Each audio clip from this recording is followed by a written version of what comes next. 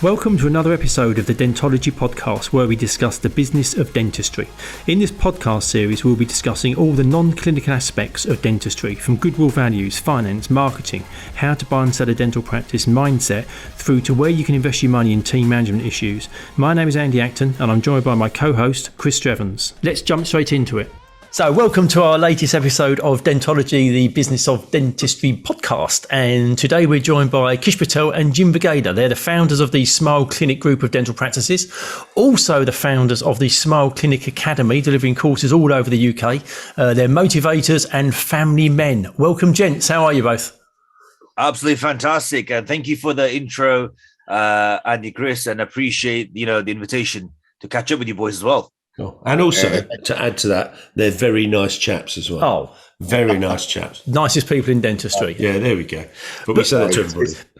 But the thing is, for me, guys, you're celebrities in dentistry. You've got a very distinctive look. You've got endless energy, and you're constantly pushing the boundaries of what's happening in the profession. And I think it's brilliant. When we kind of look to create episodes, we always think what's the overarching message here? And for me, with you guys, it really is like next generation thinking. You're doing things in dentistry that haven't been done before. You're trying to lift everybody up that you come into contact with. It's not just about you guys and your practice and your academy. You're genuinely, I believe, trying to raise the game of dentistry. But let's wind it back. How did it all start? Do you guys remember that first day you met? When was that? Take us right back to the beginning. I definitely won't forget that. Kish, do you want to go through how we first met? Yeah. So look, I first met Jin on our first day at university a little while ago now, a few years back. And all I remember is Jin bouncing around, comes up to me and goes, "I'm a DJ and I don't drink." So I'm like, "Listen, this guy, okay, look, this is He's something got about to this be guy. my friend."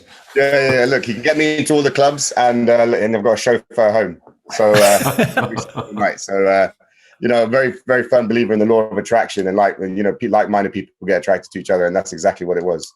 Yeah, I remember that clearly. Just about got through A levels. I remember, getting A level grades, and my headmaster wrote to my parents at home saying, "I think Jinesh," and when they write your full name, it's serious. Yeah, you're in trouble. I think Jinesh should be looking at different options. He may not get into dentistry. And when I got my grades, I was like, amazing. I got into King's College, which was my first choice. And I rocked up on the first day, and genuinely the first person I met on campus who was on my tutor group right next to me was Kish at the age of 18. And since then, it's been an amazing story, an amazing journey together. And it's funny because Chris and I, we worked together in a bank many years ago. And I joined that bank at the very back end of 1999, and it was like November, December 99, something like that. And by March 2000, we decided to buy a business together, which now advising people, and I'm sure you guys are saying, having known somebody for only 3 or 4 months and then deciding to jump into bed in a business relationship, kind of seems a bit foolish when you look back on it. But I think if you meet somebody and you have that connection and you share the same things and things that are important to you and what you're going to do, some people it takes forever to find that person, some people never do, and other people find that person really quickly. And you guys sound a little bit like us in that there was just a click as soon as you met. I think that's the... I just want to clarify to the listeners, this is a business talk, not a relationship marriage advice from Andy about relationships. But this is Relationships FM. But isn't business about relationships? Talking about love at first sight and all that stuff. Hang on, let me just get Marvin Gaye out. So you obviously that first day encounter, this friendship spark happened, and you've just done a bunch of stuff together since then. Yeah, pretty much. I think when we got together, and it was, we were very much about energy. And then when you meet someone, whether it be friends, out and about, and the energy that came together when I met Kish and became very good friends. And obviously the businesses developed later on, but our personalities, those who know us are polar opposites as well. And that's where our strength lies as well. Mm. I tell you what, tell us the bit, because obviously we know you quite well, and our listeners probably don't know that bit about when you qualified. They don't. No, they don't. So no, we get asked often. I mean, there's a lot of stuff on social. Are you guys only qualified a few years ago? How are you doing what you're doing? And one of the things you started off was saying you guys are like dental celebrities and doing this and that. I mean, to be honest, we've just done what we've done and followed our path and stuck focused to it. And I think everything that's happened and the practices and success has been a sort of a byproduct of that. And we started this. I mean, we qualified in 2007 from King's College London. So none of this happened overnight. And I think a lot of times what you see on social media is just the emphasis of what's been happening, but the plans and the foundation was set a long time ago with our path as well. Yeah, I think we started talking about sort of our vision about, what we wanted to do post qualifying. And that was sort of, be the best dentist that we could possibly be, invest in ourselves on that front, but then also look at the business side and how we can sort of, have a few practices and make a difference to sort of the local communities. And I think that both of us were fortunate enough to have the same shared vision. And that's why we sort of, our paths aligned. But also that thing you say about being different and it working, that Venn diagram is so important. And I must admit, when you see people who are truly in business on their own, guys like Shaz, who we know from Digimax, he's like the founder, the CEO, he's the everything. Not having somebody to lean on or share the experience with, to me, that's incredible. I couldn't do it. I need people around me because I'm pretty rubbish at a lot of things. Some things I'm okay at, but I'm rubbish at a lot of things. So to have that responsibility and do it all yourself is incredible. So when you have that Venn diagram where I'll take care of this and you take care of that, and it works well, it's a beautiful thing. Yeah, totally agree with that. I think one of the most important things in what we do is sort of understanding what your strengths and weaknesses are. So where, exactly as you said, we sort of bounce off each other, myself and Jin, right? So where I might be stronger in something, he's maybe not as good, but then vice versa, where he's really good at something, I may not be as good. And we know what suits what situation. So it works really well. So in your respective families, was there kind of entrepreneurial, is there a history of business? Is there kind of entrepreneurial flair that has been kind of passed down through the genes and that gave you that edge to get going? Or what's the background there? Yeah, I mean, look, my mother and father, both are pharmacists, and they're both from Kenya. And those of you know, the Indians who migrated from Kenya in the 70s and late 60s during that time had a very much entrepreneurial vision. And because they came to this country with very little education, studied here, got educated and realized we want to build something. So we need to work hard at it. And I think we've seen it with not just our parents, I mean, uncles, aunts, and I think Kish would relate as well. Where we've seen the growth of that. And that really stuck in our minds where if you want to get something, if you want something, work hard, have a clear vision, and you can achieve it. Yeah, same thing. So both my parents, pharmacists, owned a business. But in addition to that, when I was at university, every Saturday, I had a Saturday job. I remember going out 5 days a week and then waking up after 2 hours sleep on a Saturday morning and working in a builder's merchants, which was owned by my uncle. It's not changed. You're not working in a builder's merchants, but you're still getting by on similar sleep. Yeah.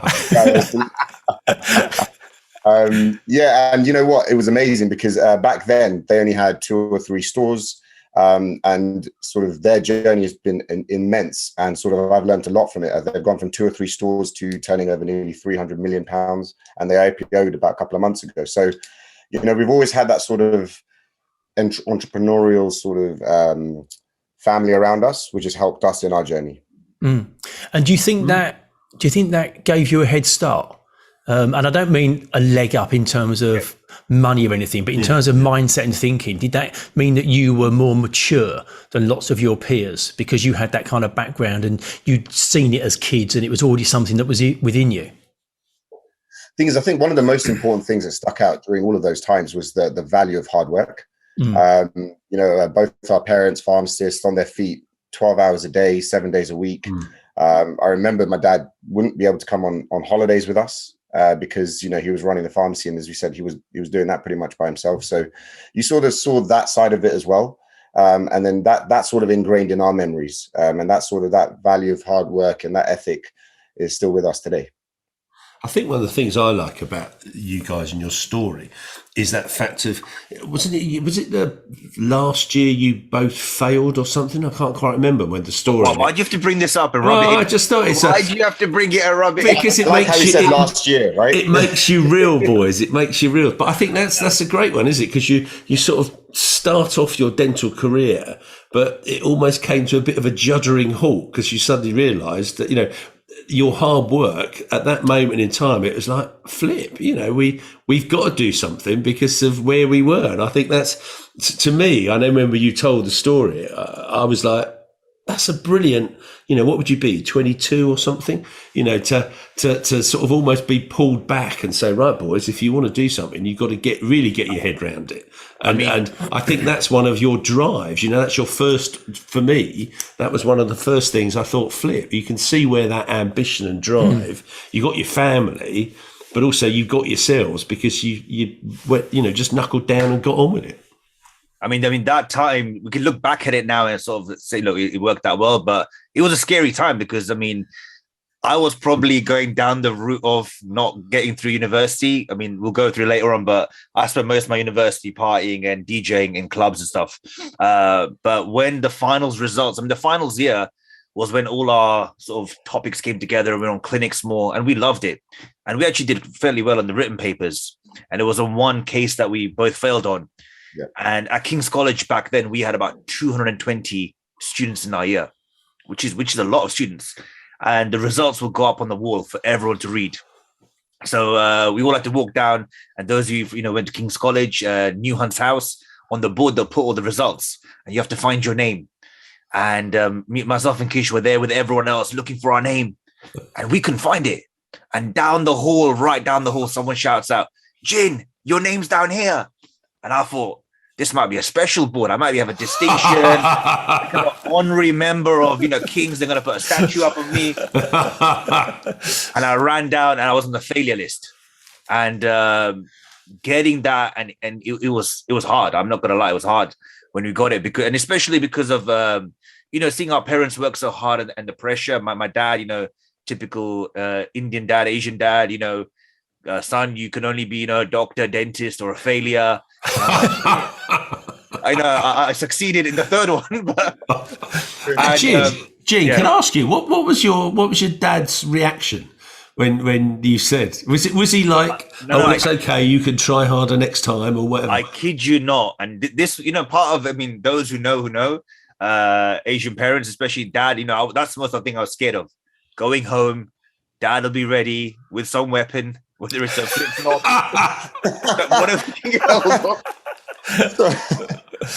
And I got him, I told him what's happened. He goes, okay, that's fine.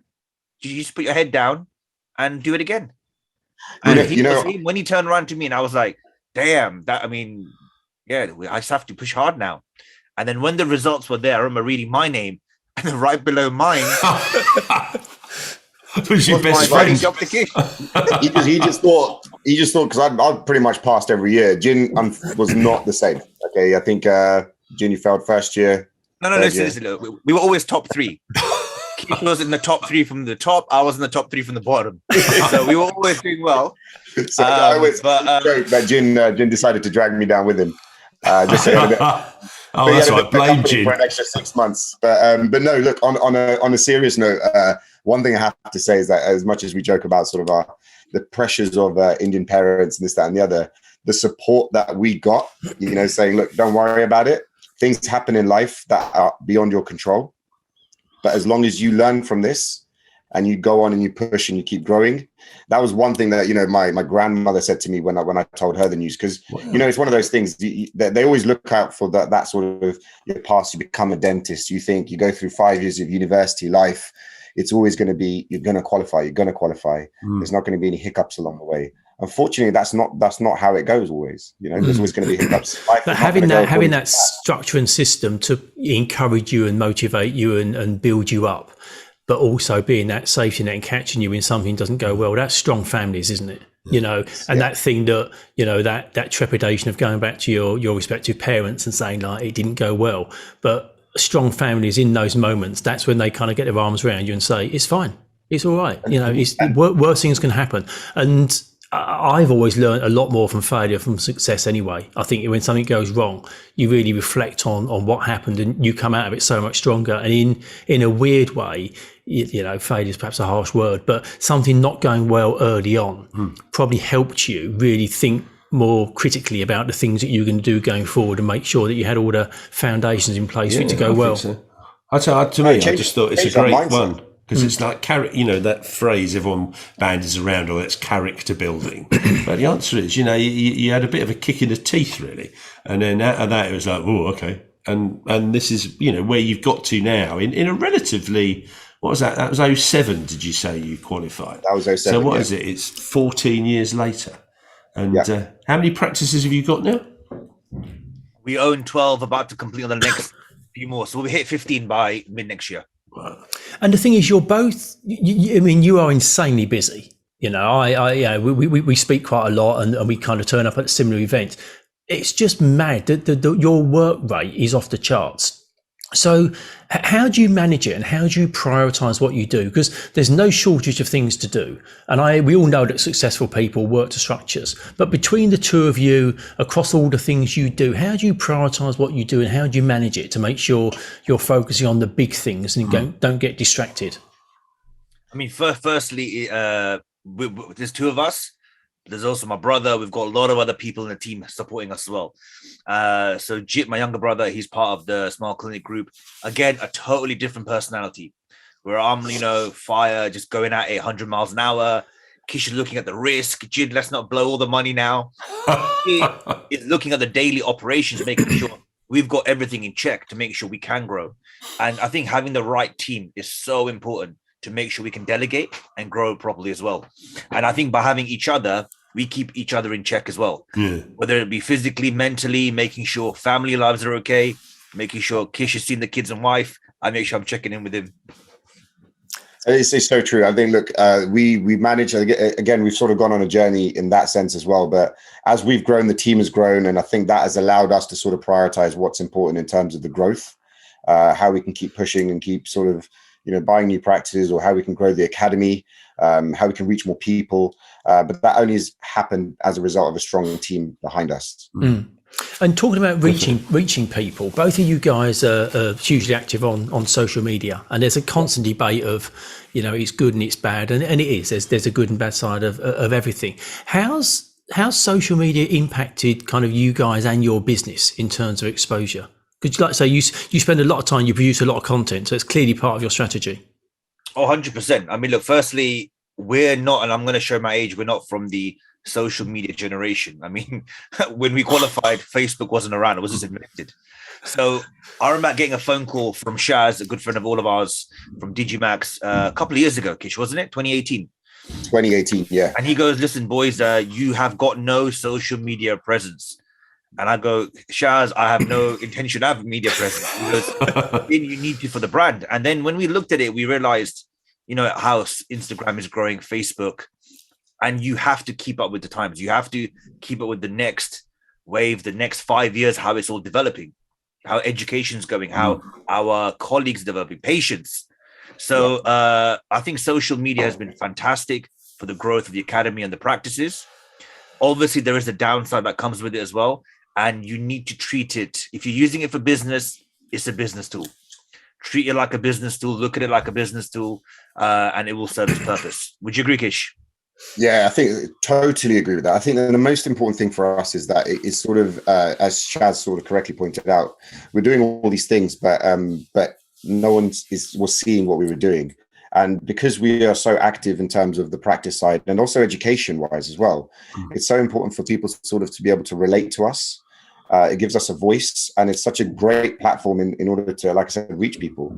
And Jin correctly said it is really important to understand that we're using it sort of as a business tool, but also because we also want to show the side of us that is relatable to people. We do work hard, but we also play hard as well.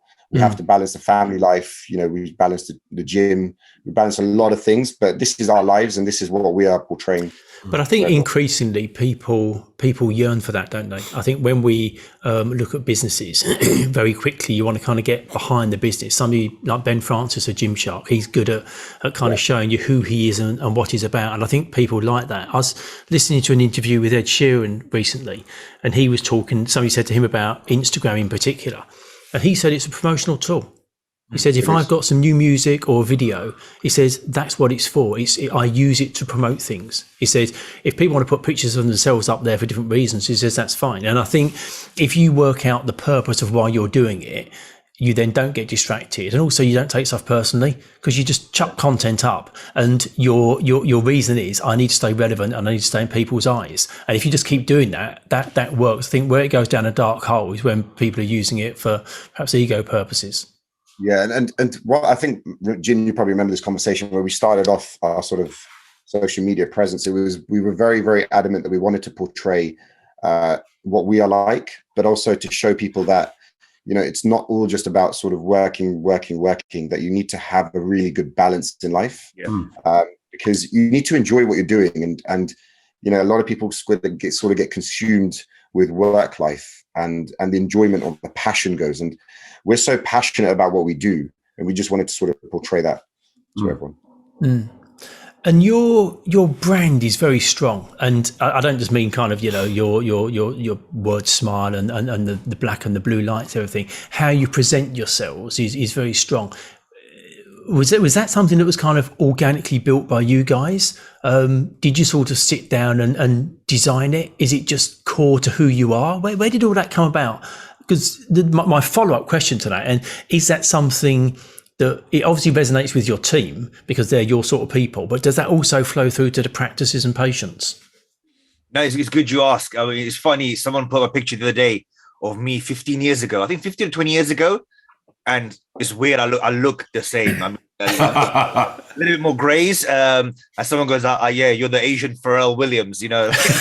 And I'm like, I think I need to get rid of my 2000 look now. Just with a lot of hair, right? Yeah, that's exactly it.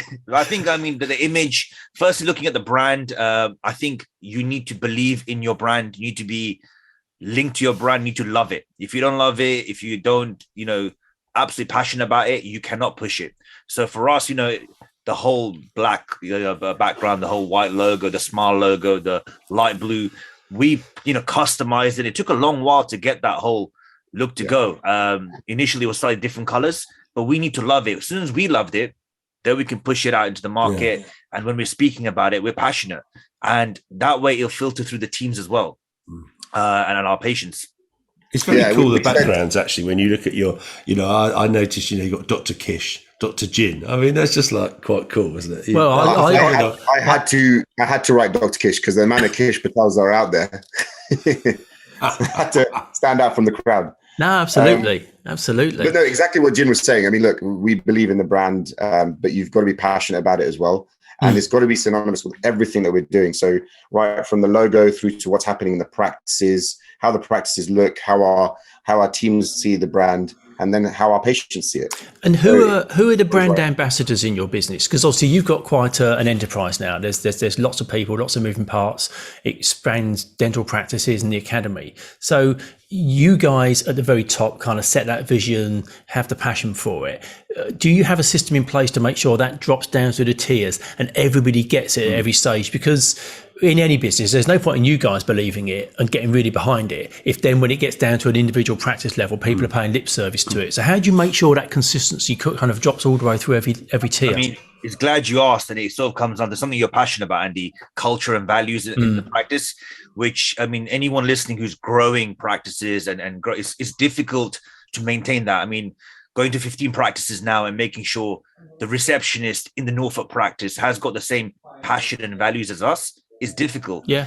We've set levels in place, which Kish will go through, and how we've done it as well.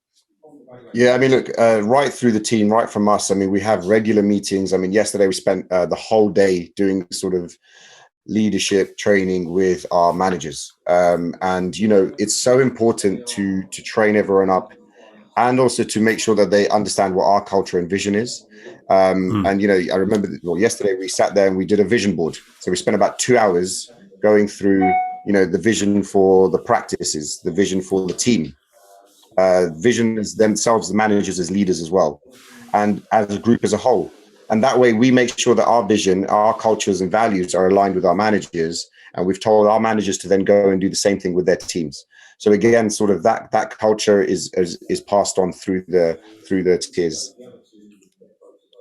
Yeah, it's smart, and you say it, and it sounds so straightforward. I think lots of people find that quite hard and challenging, and I think in many cases it's because the vision isn't truly being delivered and believed on a daily basis by the person that creates it, because it wasn't really their vision. It was something that was kind of created, and then they thought, oh yeah, we'll do that because that's right. Whereas if you truly believe it, other people are going to buy into it because it matters to them. It's passion.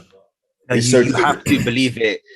You can't BS it. You have to believe into it. You have to know why you're doing it, because that will resonate. I mean, if you're BSing, as humans will say, and our teams will pick it up. So you have yourself and why you're doing it. And I think that's a major thing. You need to know why. Why are we doing all the practices? Why are we creating all this? And it never ever comes down to money. And I think Kish is quite passionate about the why we done all this. Yeah, I have this conversation with a lot of young dentists, and they also so I was like, why do you want to buy a practice? And a lot of them are because, you know, it'll give me more work-life balance. I'll make more money. You know, I'll have more time off. And I'm like, it's actually completely the opposite. I was going to say, you can answer no to all those three questions. Yeah, exactly.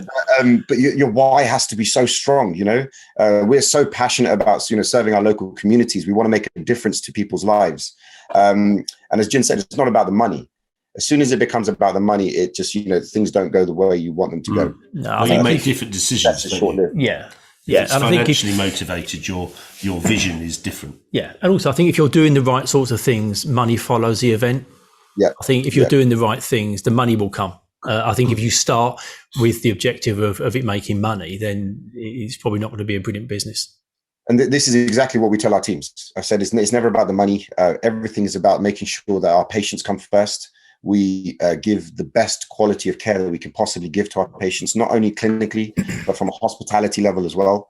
You know, there's so many different sort of moving parts to running a practice, but if everyone's got that same vision that our patients come first, and you know, we give them the best care that we could possibly give them, irrespective of whether they're NHS or private, then, you know, I think then everyone wins. Yeah, and that's the most important thing for us. I mean, and hopefully that enthusiasm, when the practices that you bring into the fold, the team actually sees that and thinks, yeah, we can buy into that. Yeah. Because, you know, it's that thing we've said to people, haven't we? Nobody ever comes to work wanting to do a bad job or be rubbish. Sometimes they might have a bad day, but generally people actually want to be good. And the same with dental team, you know, they want to help patients. They want to be good. They want to provide the best service. And if you give them that environment, then that's got to be amazing. That's all it is. And you know, we do a lot of training sessions with a lot of our dentists, a lot of our reception team, nurses, and that's exactly what we tell them. We say, like, it's not about the money, but it is about giving the best service that we can do to those patients. And that's why we do a lot of symposiums, you know, 3 or 4 times a year for the dentists, for the nurses, for the reception team, just to make sure that they all understand exactly what we believe. I mean, you guys move fast, as does dentistry. So there's a nice fit because you're fast-moving guys, but in a fast-moving profession. The last year, 18 months has seen, you know, changes come through because of COVID and virtual consultations, and AI is coming into the profession. Where do you see the guys going, the profession going in the future? You know, are we going to see more AI-led dentistry? Dentists. How does this impact oral health? You know, I know we're sort of trying to sort of project out probably sort of 20, 30 years, but what's your sort of thoughts for the future? So I think it's definitely digital. We've got to embrace the digital age. It's so important. I mean, we've got a vision that by end of 2022, all of our practices will be fully digital. You know, it's part of the initiative of going greener and making sure that, you know, we're helping the environment at the same time, but also from embracing technology. We want to be innovative. We want to be pushing the boundaries. And one of those things is to make sure across all the sites, again, irrespective of NHS, private, everything is going to be digital. going forward. When we're talking digital, we're talking about intraoral scanners, iTero scanners. Yeah. You need to keep up with every technology. Yeah. I think with the AI side, I mean, we're working with a couple of teams from America, bringing stuff over on that side, and it's phenomenal what it can do. And I think it can only aid our diagnostic skills and the care we give to our patients. So I think the way it's moving towards AI and things, it's amazing. The only thing which has held us back is probably the NHS and the mindset of a lot of dentists in the UK. And I think as this is developing and sort of there's a big shift coming along, that will change. The last couple of years, we've seen how much everything has changed in dentistry UK. And I think social media has helped in a way where dentists can see other dentists work now. The caliber of dentistry, photography, the skills everyone's got. Everyone's pushing more, doing more courses, flying abroad to learn the newest, skills from America or Italy or Europe. But that's good for the profession and good for patients, isn't it? That ups the game for everybody across the board. So from a patient point of view, and also just how UK dentistry is perceived, there's no downside to that. I mean, we were just at the awards a couple of weeks ago with you guys. Yeah. And I was just watching all the practices up for best practice. And I looked at Kish, I go, the caliber of practices now and the branding and logo and every one of them was amazing. So all it's doing is helping UK dentistry and the patients are going to benefit. Yeah, we always say that healthy competition is always a wonderful thing. And I think, in terms of what Jin said about the awards, but also in terms of, different people are pushing different things out there. And there's a lot of AI companies coming through. There's a lot of digital technology coming through. It's only going to help change the profession in a good way. And I agree. I think that the technology that's available is probably way ahead of what we're using at present. I think there's a learning and an understanding need that needs to catch up, because I think the tech's there. It's just people getting comfortable with using it. And in a weird way, I think in some ways, lots of the digital stuff did kind of come out through COVID. Virtual consultations have been talked about, and it was a real outlier. Some people were doing virtual consultations, whereas now, for lots of practices, that's kind of the mainstay of how they have that first interaction with patients. And I don't think that would have been in place to the extent it is if it wasn't for COVID. So occasionally you get these things that come from left field and kind of kick it on. A real sea change. I think I think genuinely there has been a change in the attitude to dentists as well. I think somehow it has managed to move away from being painful and unpleasant to actually being required and enhancing. Yeah, really appreciated and valued. Population, but somehow I sort of feel that population's grown that's more receptive to dentistry. Yeah. I always think it's funny, isn't it? If you went to America, they'd introduce their orthodontist as, almost like their mate, whereas they'd introduce the dentist here as the git who charged them loads of money or caused them huge pain or something. Well, you probably wouldn't even introduce the dentist, would you? You'd be sort of like not even mentioned on anything. And I do think that's changing. Yeah, which is great actually, because you do. We've sort of said a lot of times. There's very few professions where you really can change someone's life of their 100%, their personality, the way confidence, they look at stuff, everything, by what you do. It is an amazing profession and skill and art to have, for sure. Yeah, and that sort of links back to what we were discussing earlier about our own branding and the logo on it up here. And it's good to see so many associates branding themselves because the power has shifted from practice owners like myself and Kish to associates now. And year of super associates who can walk in commanding whatever they want. And I think any young dentist now, I would encourage it. Build your own brand, because the thing is, you don't need to copy anyone else or be anyone else. You've got your own personality, you've got your own style. Use it to your advantage. And I would recommend, build your own style and brand. We're constantly encouraging these guys to do that, because if you don't, it's almost like you're going to be left behind, because access to patients, the world is a lot smaller now that you've got Instagram and social media.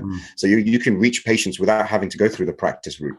So we tell young dentists, put yourselves out there, showcase your work, do good quality work, invest in yourselves, but create your own brand as well. It's so important, because that's who patients come to see, right? Yeah. And on a practical point, if they create their own brand and sort of end up working in various practices, thinking about HMRC and looking at self-employed as opposed to Obsessed, employed. That just is another step, isn't it? That sort of says, actually, I'm my own person. I'm not reliant upon principle to give me patients. I'm not reliant. So it's probably almost not a bad defensive move in a way. Not saying that should be your motivation to do it, but it helps. Probably not a bad defensive. Yeah. So from a business point of view, you're business leaders in your own right, and lots of people look to you, for direction and motivation. Who inspires you guys? Who do you look to in terms of business leaders that inspire you? So we were very, very fortunate in terms of in our careers to have two very great mentors. Thank you. That's really nice of you.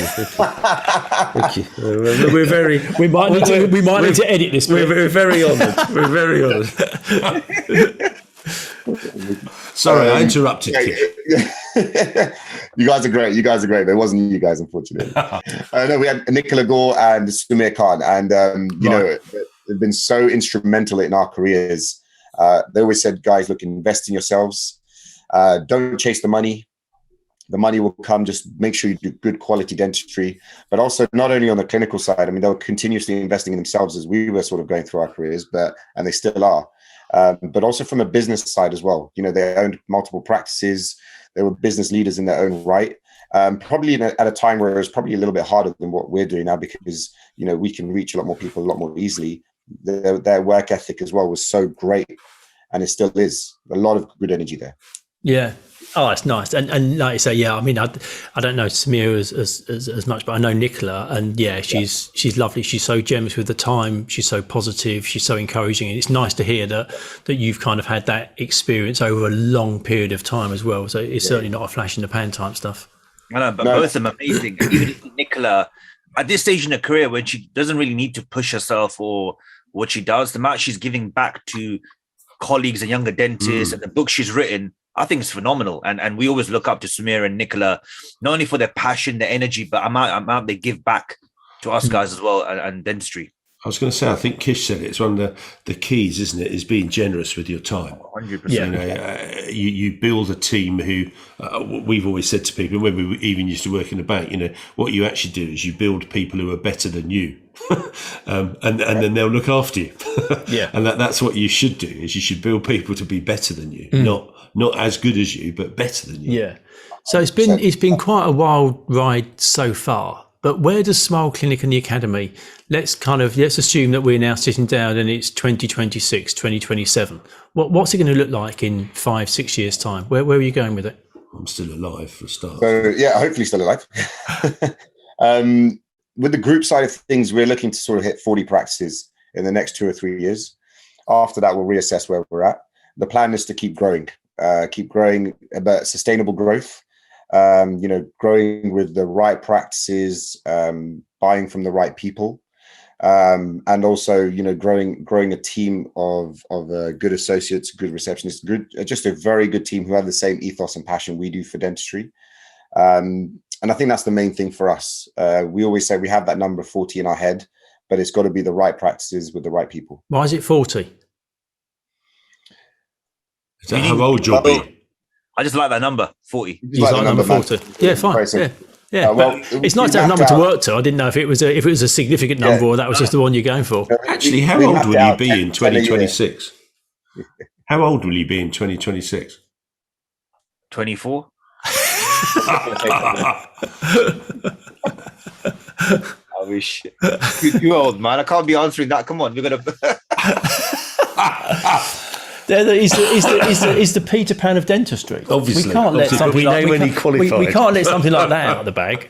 No, but in terms of the academy, we're taking it international. I mean, hot off the press, we're launching further diplomas and courses, and the whole idea is to give that level of education accessible to everyone, but get big international lecturers and content. Wow. And that's the plan. So take everything international. Brilliant. The most important thing is continue to enjoy what we're doing, because I mean, we're passionate, we're having fun. There's no plan to exit or anything like that at this stage, and we just continue that balance. Well, I wish you all luck in the world, and I'm looking forward to working with you, following the journey, and seeing how it unfolds. Because genuinely, the stuff that you're doing in dentistry, it's fabulous. It's uplifting. It's positive. The fact that you're looking to bring other people along for no gain for yourself, it's good for the profession. So yeah, good luck to you. Absolutely good luck. I appreciate it. And the 4 years can become 2 if you guys supply more practice to us. I was literally about to say the same thing. I was like, come on, guys. No, I was going to say, look, the main thing we want to show everyone is, everyone's heard our journey. If 2 failures like us can do what we've done, all the younger dentists, whatever you want to achieve, go for it. And the most important thing is find a mentor. I mean, we're available. You guys, I know Andy and Chris, reach out. Everyone's here to help each other. And I think the more the profession helps each other, you're going to grow together. Yeah. And, people ask us, Jin, what the main three things? I mean, firstly, have a clear vision of what you want to do. Have the right team around you. And I think life has changed where when I grew up, it was Superman. That's one film. And then Spider-Man. Now it's like Avengers. You need a group of you to think out Thor.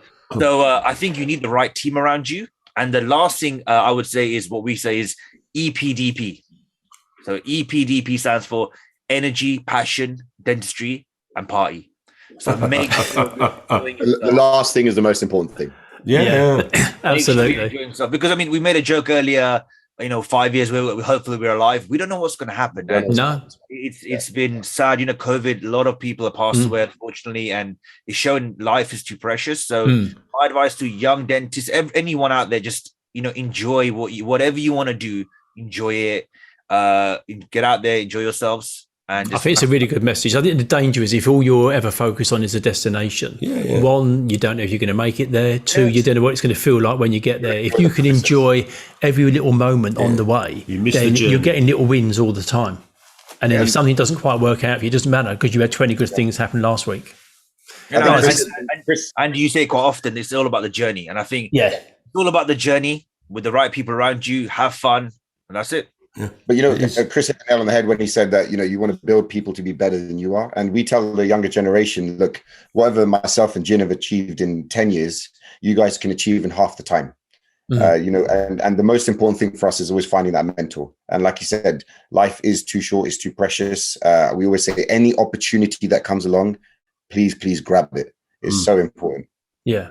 No, that's great. Right, so we always finish up. We always ask our guests a couple of questions, but we normally only have a single guest, whereas we've got the two of you today. So we're going to split the questions, and you can answer one each. So, Kish, the one for you is if you could be the fly on the wall in a situation, and you could observe a particular scenario playing out. What would you like to be the fly on the wall? What situation for you? Good question. I'm an avid Liverpool supporter. And I love Jurgen Klopp, and I'm going to look at Chris's mug there, and he's going to put it away. I'm just going to hold it. Especially after last week's score, right? Yeah, all right, thanks. But, Jurgen Klopp, because listening into one of his team talks, you can see we're all about passion for what we do. Yeah. And he's an extremely passionate individual in terms of footballing and managing and building a team and creating a team and leading a team. And that is something that I would love to listen in on. Yeah. And I think being a leader of a young group of professional footballers, that's a hard group to manage. Yeah, no, that would be a fascinating one. We mentioned Jurgen earlier on, didn't we? We did, we talked about him, yeah. And the one for you, Jin, if you could meet somebody, a real person, fictional character, still with us, long in the past, who would you like to sit down and have dinner with? Peter Pan. It could be fictional as well, yeah? Yeah. I was going to say, Peter Pan. Really?